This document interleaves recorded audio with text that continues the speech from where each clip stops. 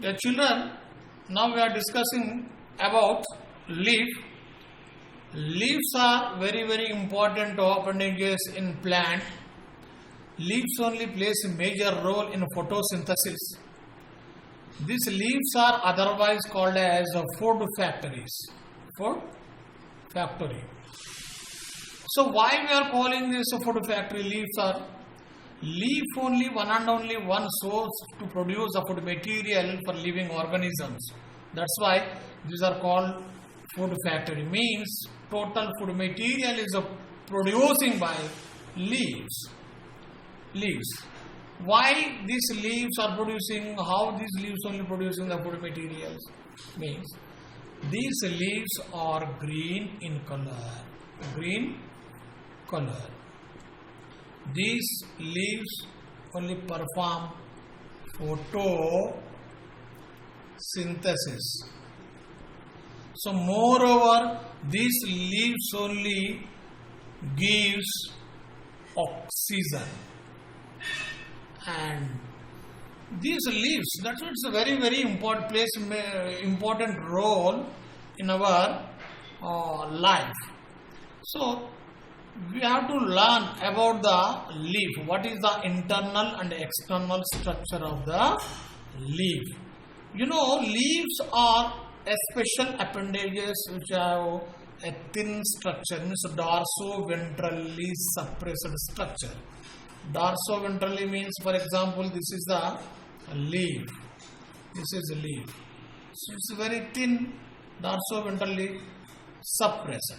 So it plays a major role in production of the food material. So we'll see the internal structure of the leaf. If you cut, for example, this is a leaf, this is a leaf, this is a leaf. If you cut like this, transfer section, TS, you can call this one TS, transfer section. If you cut the transfer section of the leaf, we can get a small thin section of the leaf at here, this one. If you magnify this section under microscope, we can see a TS of leaf. For example, this is the leaf structure. In this leaf, dear children, it's a very important structure. The TS of leaf diagram is very important in your examination. So in TS leaf, first this is called upper epidermis. This is a single layered. This is called upper epidermis. These epidermal cells are living cells, dense cytoplasm and clear nucleus present in this, and a single layer. Just we should draw like this. These are called upper epidermis. Upper. This is lower epidermis. Epidermis. So upper epidermis, otherwise called as aboaxial, lower called adaxial also. But you should remember, this is upper epidermis, this is a lower epidermis. So in the middle of the leaf, a single vascular bundle is present. This is vascular bundle. This vascular bundle also covered with a single layer parenchymal tissue. This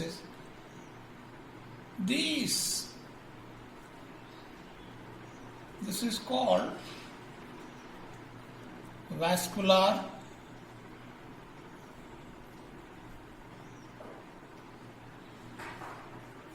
bundle. In this vascular bundle, upper side means towards upper epidermis, xylem is located. Like xylem is present. This is xylem tissue. This is xylem tissue. This is called xylem. And towards lower epidermis, this is phloem tissue. This is phloem tissue. You know very well, xylem conducts water and minerals, and the phloem conducts only food materials. So, remaining this means, in leaf, internal structure of leaf, in a TS of leaf, mainly we can see three parts. One is epidermis. Second one is vascular bundle. And third one is a mesenchyma. So you know very well, epidermis means upper epidermis and lower epidermis.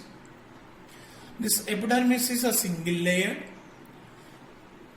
In dicot leaves, only on lower epidermis stomata are present.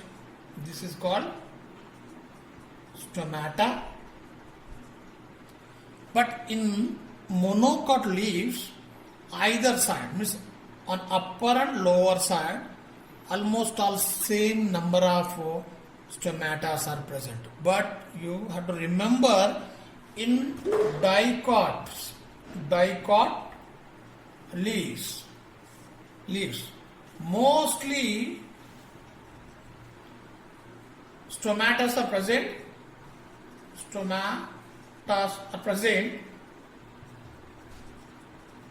Present on lower epidermis. You remember, this is very, very important. In dicot leaves, stomata are present in only lower epidermis. It's a very little, means negligible number of stomata are present on upper epidermis, but mostly present on lower epidermis. But in monocots, either sides, means on upper and lower epidermis, mostly means same number of stomata are present. You remember this one. So now this is epidermis. This is vascular bundle. So in between upper and lower epidermis, some parenchymatous tissue is present, that is called mesenchyma tissue. This mesenchyma tissue in dicots, two types of mesenchyma tissues are there. One is palacidal parenchyma and second one is spongious parenchyma. So what is the difference between palacidal parenchyma and spongious parenchyma? This palacidal parenchyma is a columnar shape and spongious parenchyma is a oval shape or a shapeless. So this is a palacidal parenchyma. This palacidal parenchyma may be one row or more than one row, so maximum 3 rows are present. The first row will be larger than second row is larger than third one if 3 layers are present. But in lower epidermis side, the spongious parenchyma is present. This spongious parenchyma contain more air spaces when you compare with the palacidal parenchyma. This is a palacidal parenchyma. This is spongious parenchyma. So what is the difference between palacidal parenchyma, spongious parenchyma in dicot leaves? In palacidal parenchyma, more number of chloroplasts are present when you compare with spongious parenchyma. Just you remember, write down this point, important, very very important. So in dicot leaves, more number of chloroplasts are present only in a palacidal parenchyma. Less number of chloroplasts are present in a spongious parenchyma. Due to this reason only, if you observe the dicot leaf, upper epidermis side, the thick greenish color, thick green color, and lower side light green color you can see. That's why this dicot leaf is otherwise called as a dorsoventral leaf. Why we are calling dorsoventral leaf? So dorsal side will be thick green color and ventral side will be light green color. Why these colors are differentiating like this? Means on dorsal side, this palacidal parenchyma contain more number of chloroplasts than spongious parenchyma. Moreover, this palacidal parenchyma has very little intercellular spaces, maybe or may not be. But in spongious parenchyma, maximum air spaces are present, very loosely arranged parenchyma is present. Moreover, wherever these stomatas are located, at their compulsory, this space will be present. This space is called air spaces. Air space. What is the use of this air space in leaves? This air space only helping in the exchange of gases.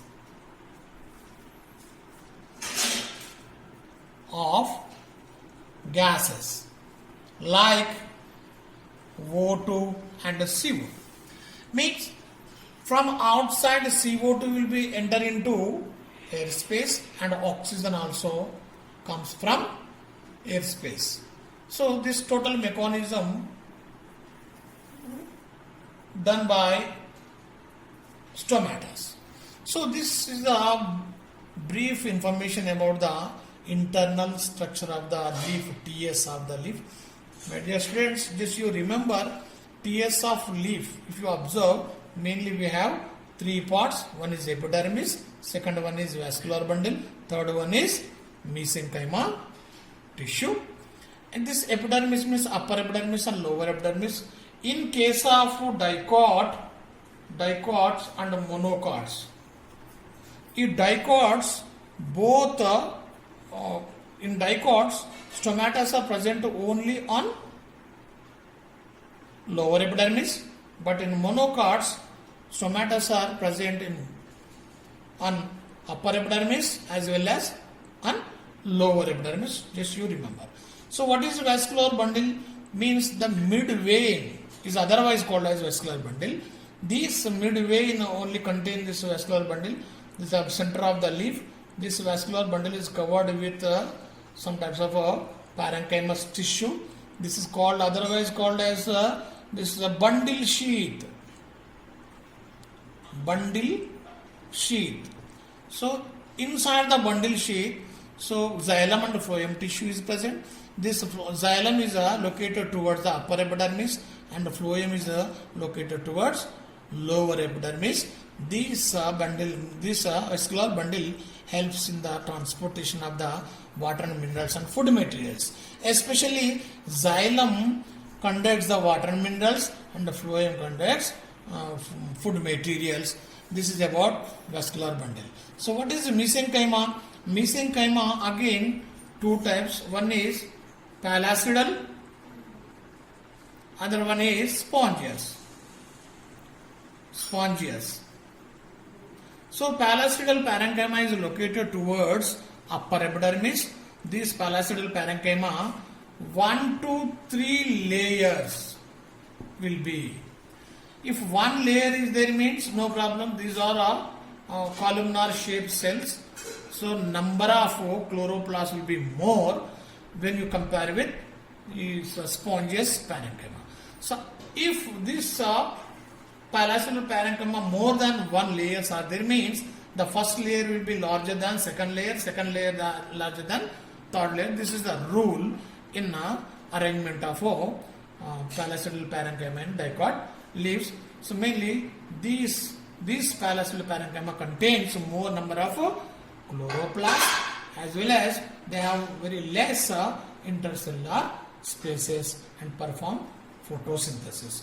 And sponges parenchyma, it is arranged loosely and have very less number of chloroplasts. It also perform photosynthesis, and it has more number of air spaces at the site of stomata. So wherever these spaces are there, intercellular spaces, this is called air space. This air space helps in the exchange of gases like oxygen and carbon dioxide, as well as the transpiration also.